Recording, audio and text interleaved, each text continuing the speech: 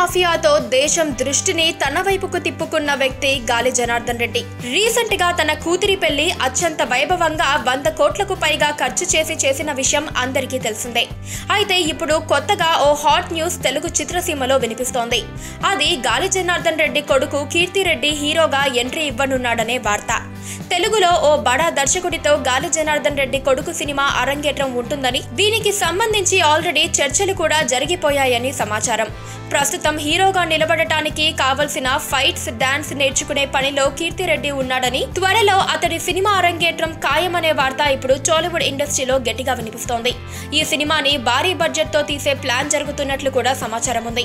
అయితే గాలివారి అబ్బాయి హీరోగా ఎంతవరకు నిలబడతాడు అనేది అతని నటన మీద ఆధారపడి ఉంటుందని చిత్రవర్గాలు చెప్పుకుంటున్నాయి. అన్ని కుదిరితే వచ్చే ఏడాది అతని తెలుగు సినిమా అరంగేట్రం ఖాయం అనే వార్త ఇప్పుడు బలంగా వినిపిస్తోంది.